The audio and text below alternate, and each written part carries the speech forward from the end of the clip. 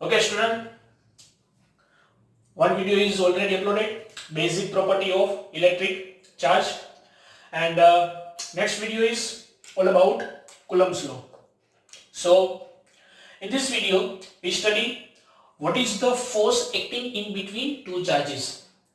See, in Indian standard, we already studied that mass is attract another mass. So if two mass is present in any system, अगर कोई दो mass present है कोई system में, तो that are attract together, because mass के बीच में attractive force होता है. लेकिन charge can be positive, can be negative. So positive repulse, positive negative attract. Charge के बीच में कैसा फोर्स है? एट्रैक्टिव फोर्स भी है और रिपल्सिव फोर्स भी है, दोनों फोर्स अवेलेबल है. मास के बीच में ओनली एट्रैक्टिव फोर्स ही था जो 11th स्टैंडर्ड में आपने स्टडी किया है. In 11th standard chapter number 8 gravitation में हमने स्टडी किया है. That is all about attractive force, gravitational force.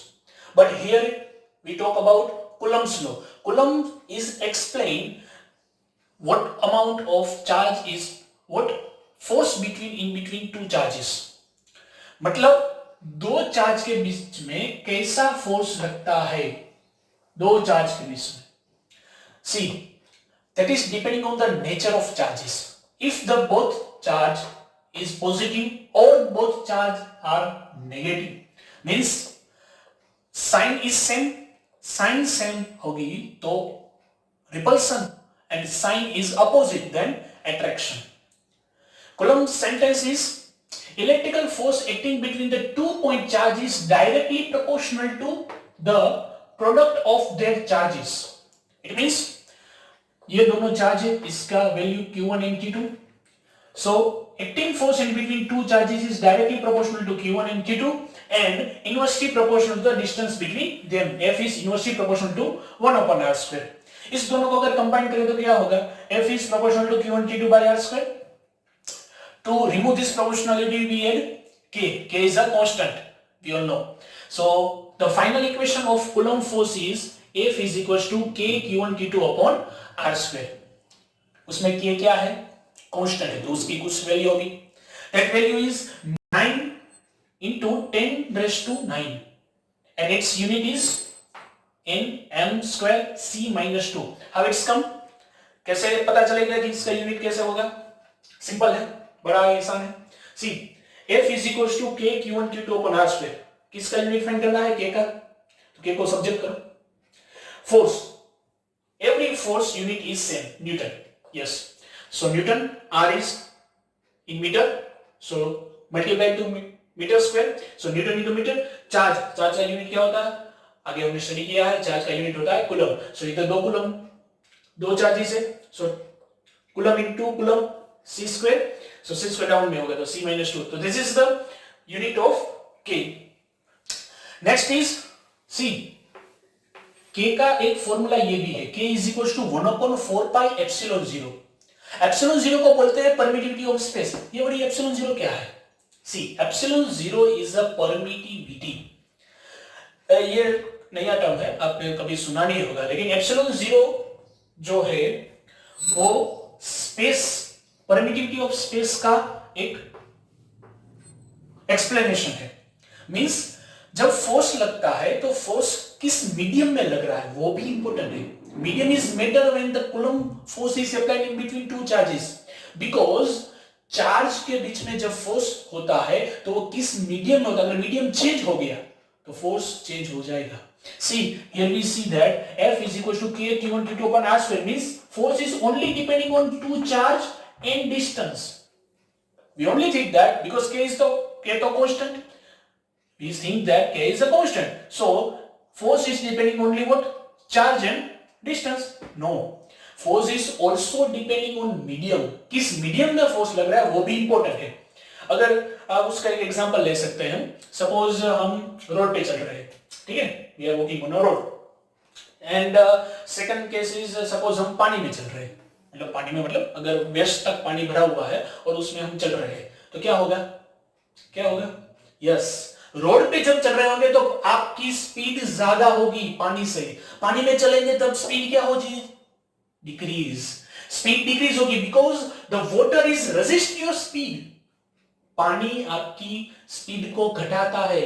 Medium change हो गया, मीडियम चेंज होता है तब अब अगर आपकी स्पीड चेंज होती है, तो उसी तरह से यहाँ पे जब फोर्स लगता है कोई चार्ज के बीच में, तो जब मीडियम चेंज हो जाता है तो उसका फोर्स भी चेंज हो जाता है। So the dependency is denoted by this epsilon. If medium is air or space, then we use permittivity of space epsilon naught, and its equation value is fixed 8.85 10 to minus 12. Okay, उसका unit भी हम इसी तरह से find कर सकते हैं। सो ये तो हो गया for the permittivity of space.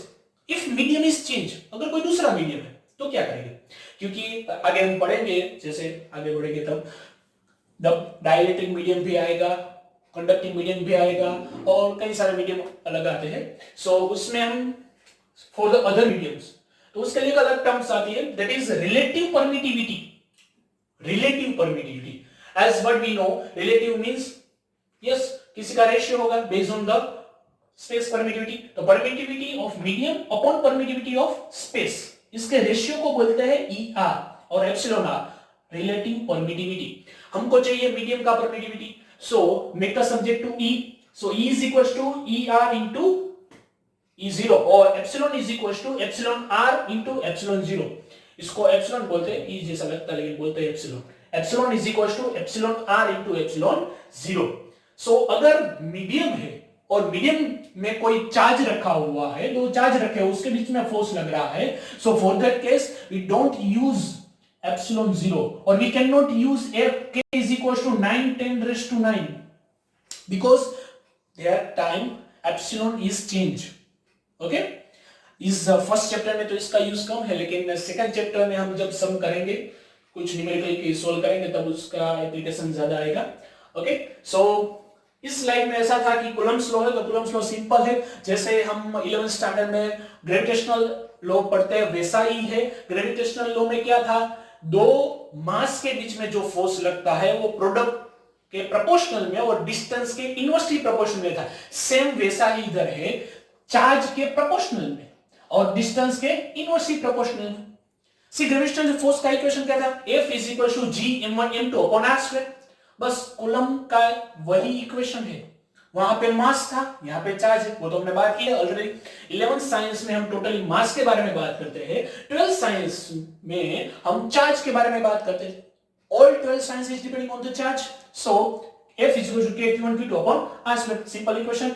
Force तो unit is n and its dimension is m1 l1 t minus 2. Now next we study its numerical. Okay student, we already studied the Coulomb's law. So we know the equation of electric force or Coulomb force. What is that? F is equals to k q1 q2 upon r square. Yes. Based on that, our NCERT's exercise 1.1 is what is the force between the two small charge sphere having the charges of 2 into 10 to the power minus 7 coulomb and 3 into 10 to the power minus 7 coulomb placed 30 centimeter apart. It means what?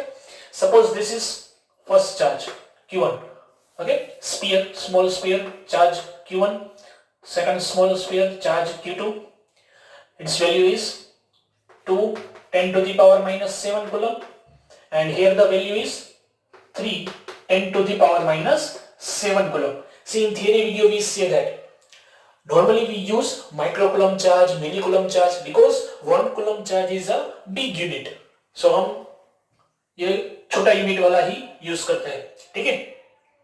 अब क्या करना है, force find करना है between two charges. तो हमें क्या चाहिए, हमें फॉर्मूला चाहिए कूलम्ब का फॉर्मूला। कूलम्ब फोर्स का फॉर्मूला हमें पता है, क्या है वो, F is equals to K Q1 Q2 upon R square. Simple, done. So F is equals to K. K की वैल्यू क्या है, K is a constant, 9 10 to the power 9. Yes. Q1 charge, first charge value is 2 10 to the power minus 7. Second charge की value क्या है, 3 into 10 to the power minus 7. Okay. Upon R square. R square क्या है, distance between them. तो उसके बनने के distance क्या है, दोनों के बीच में डिस्टेंस क्या है, R is equal to 30 centimeter apart means r is equals to 30 centimeter, 30 10 to the power minus 2.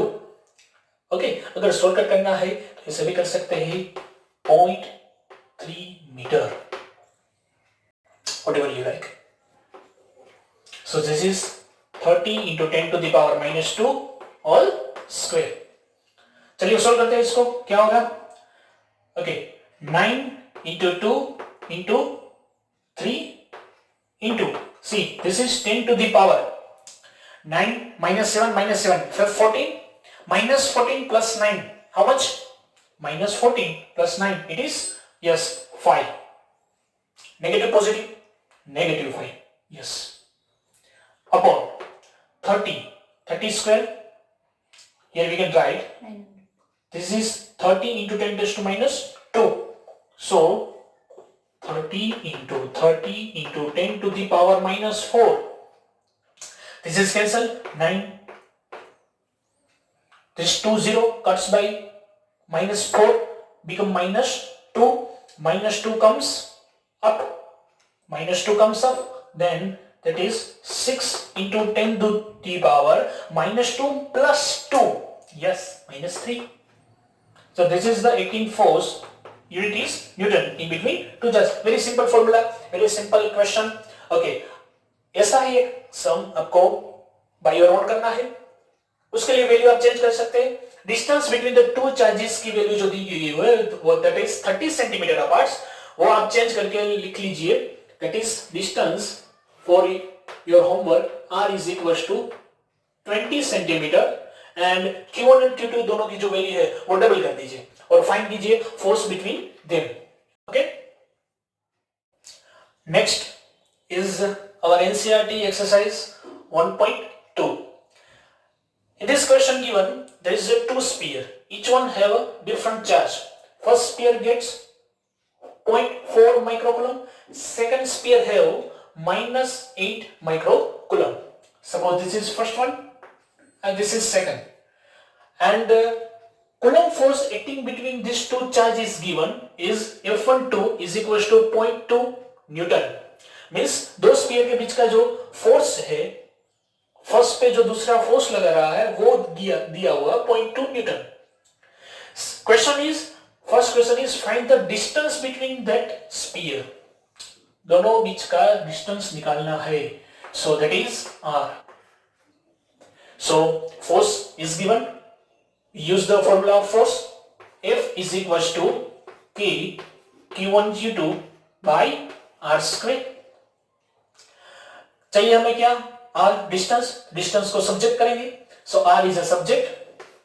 r is equals to, r को सब्जेक्ट किया क्या होगा? r square. f is down, so k q1 q2 upon f. Simple. r is square, so r चाहिए तो दोनों तरफ square root. Done. Now put the formula. k is constant, universal constant? No, Coulomb constant. 10 raised to 9. 9 into 10 to the power 9. This is the K. Q1. Q1 is what? Q1 is this charge. 0.4 micro means 10 to the power minus 6 into, this is Q2 charge. 0.8. 0.8 into 10 to the power minus 6. See, we don't use the minus 0.8. Why? Because this force is attractive force, we know, but force value is given. force की value दी गई है, direction अभी हमें नहीं चाहिए. सो हम सिर्फ charge की वैल्यू ही यहाँ पुट करेंगे. अदरवाइज हमको भी पता है डिस्टेंस है वो किस में आता है? पॉजिटिव वैल्यू में आता है. Yes, of course. So down में क्या है? Force. Force is 0.2 Newton. 0.2 Newton. Okay, by solving this multiplication, this comes 144 10 to the power minus 4. okay, इसका रूट निकालेंगे तो क्या आएगा? 12 into 10 to the power minus 2, because 10 to the power minus 4 उसका root 10 to the power minus 2. okay, one power cut, and 144 उसका root 12. so this is nothing but the 12 centimeter. yes or no? so distance between them is 12 centimeter. second question is what is F21 means first के ऊपर जो charge लगता है second, वो second पे कितना charge लगाएगा, फर्स्ट वाला सेकंड पे कितना चार्ज लगाएगा, F21। हमने थियोरिकल वीडियो में देखा है F12 is equal to F21 but sign is opposite but value is same. So हमको तो वैल्यू वैल्यू क्या है, value is 0.21। So here we can say F12 is equal to minus F21 if we discuss the direction, otherwise value is same. So F21 is equals to also 0.2 Newton. See, which type of force is applied here? One is positive, Q1 is positive, Q2 is negative, attractive force. So we can say 0.2 Newton attractive force applied on second charge by first one. Very simple question. See, exercise 1.2 का जो ये data है वो change करके homework में आप कीजिएगा। इसमें Q1 और Q2 की वैल्यू मैं चेंज कर देता हूं, ठीक है। Now in your homework Q1 is 2 microcoulomb and Q2 is minus 5 microcoulomb. Okay. Find the distance between them where force is 3 Newton. When force is 3 Newton. ये आपको होमवर्क में करना है। Okay. Coulomb's equation we know. F is equals to K Q1 Q2 upon R square. See. Force कैसा है, scalar है या vector? Yes, force is a vector quantity. अगर फोर्स वेक्टर है तो उसकी डायरेक्शन होगी, यस उसकी डायरेक्शन होगी। तो उसकी डायरेक्शन क्या है, force is acting between two charges, then its force direction is the line joining between them. This is Q1, this is Q2. The direction of the force on the line joining them, it's a direction of force. But see, Q1 and Q2, both charge can be positive, can be negative. And we know positive charge repulse, negative repulse, positive attract. Okay, so in detail we study the vector form of force. Suppose this is origin point. Q1 and Q2, two charges present here. So Q1 charge we can say at the origin distance is R1 vector. Q2 charge कहाँ पे है, origin से R2 distance पे। See, force find करने के लिए क्या चाहिए? For the finding the force we require charge and distance between them. So how we can find the distance between them? ये दोनों तो वेक्टर है, तो वेक्टर का एडिशन या सब्ट्रैक्शन डायरेक्टली नहीं होता।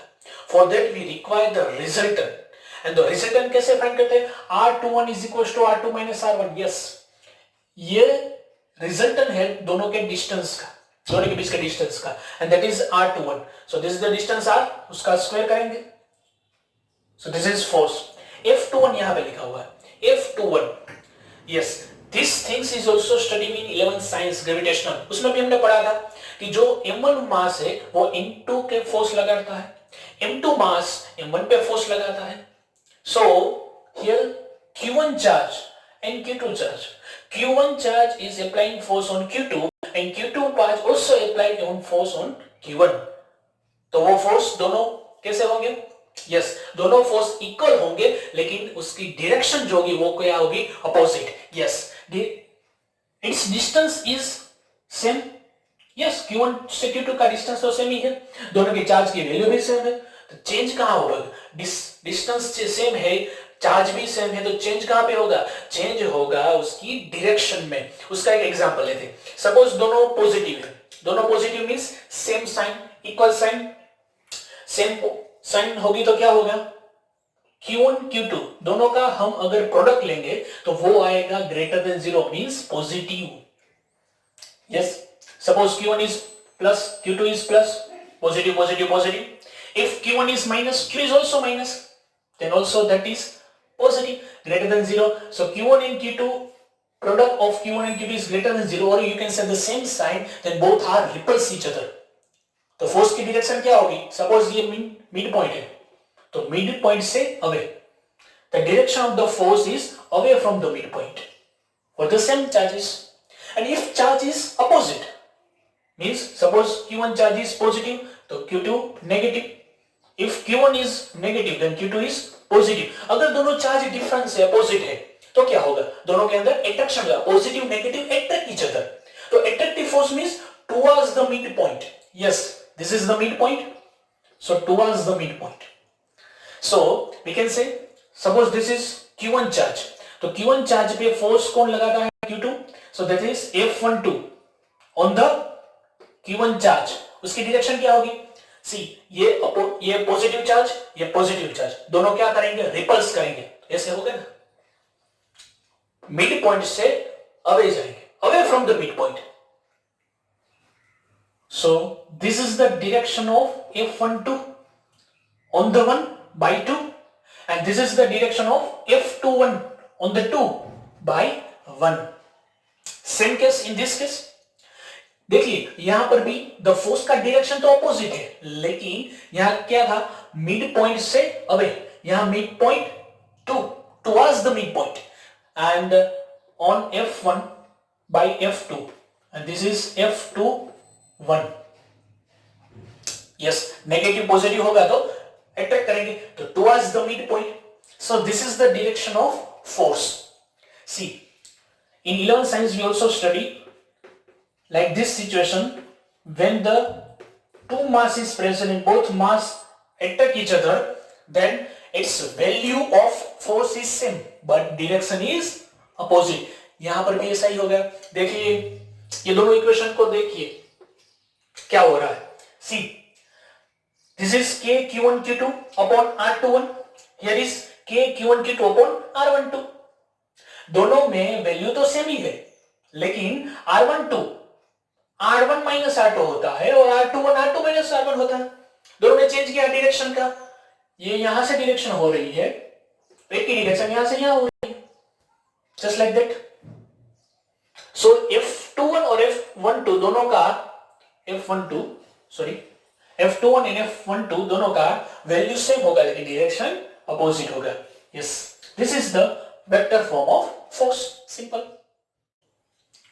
See, multiple charge if present in any system, then what about the Coulomb force? Suppose 3 charge is present in this system. This is Q1 charge, Q2 charge and this one is Q3 charge. Okay, दो charge के बीच में कैसा force लगता है वो तो हमने देख लिया. अब सपोज एक से ज्यादा चार्ज, दो से ज्यादा charge, multiple charge is present.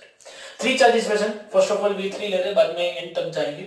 So if 3 charges present in system, then the force acting between the charge formula is same.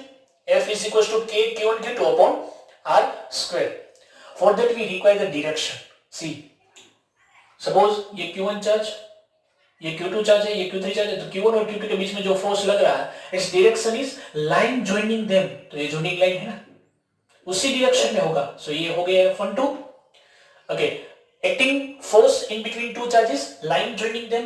तो Q1 Q3 का लाइन ये है. So this is the force of F13. अब क्या होता है, हमको find करना है what is the net force applied on this Q1 charge in this 3 charge system. Then we can say F1 is nothing but F12 plus F13 because यहाँ charge Q पे दो फोर्स लग रहे हैं. Two forces acting on this charge, that is F12 and F13. So क्या हुआ, उसका resultant find करना पड़ेगा. That is the net force or which is denoted by F net. तो ये हमने क्या किया, दोनों का वेक्टर सम लिया. नॉर्मल सम नहीं है, ये वेक्टर सम है. So this thing is also known as superposition. Superposition means कि यहां एक ही पॉइंट पे, एक चार्ज पे दो चार्ज ने फोर्स अप्लाई किया, तो एक पोजीशन पे एक से ज्यादा फोर्स अप्लाई होते हैं, तो उस वक्त हम यूज करते हैं superposition theorem. And superposition theorem says that if the in one charge multiple charges in one charge surrounding multiple charges present, then the net acting force is the total force. Total force is what? The total force is nothing but the vector sum of this force. Total force is nothing but the vector sum of this force. So F1 is equal to F12 plus F13.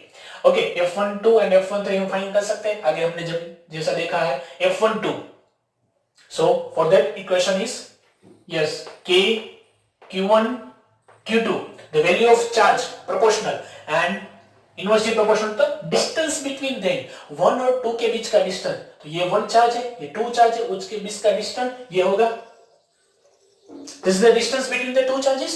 ये कैसे find करेंगे? How this find? See, R1 and R2 is given. This is the origin point 0 0.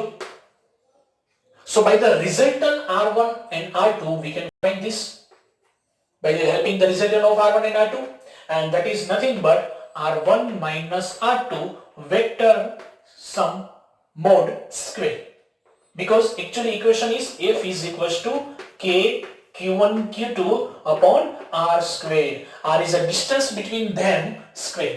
So distance कैसे find करेगा? हमारे पास तो R1 और R2 ही है. तो हमने जो 11th साइंस में स्टडी किया है, 11th साइंस चैप्टर नंबर 4, उसमें हमने देखा था ना वेक्टर कैसे फाइंड करते हैं. तो ये दो वेक्टर ही है, उसका रिजल्ट फाइंड करना है. Okay, so this is F1 just like F13 K Q1 Q3. K is constant, here medium is space, so epsilon naught is permittivity, and this is R1 minus R3 vector sign square. देखिए मैंने कहा था ये कैसा सम है? Normal सम नहीं, this is the vector sum of force. So vector की direction होती है ना, सी F12 उसकी डायरेक्शन क्या होगी? आगे हमने देखा था, that is denoted by R12 K, and here direction is R13 K. So this is the net force acting on Q1 charge.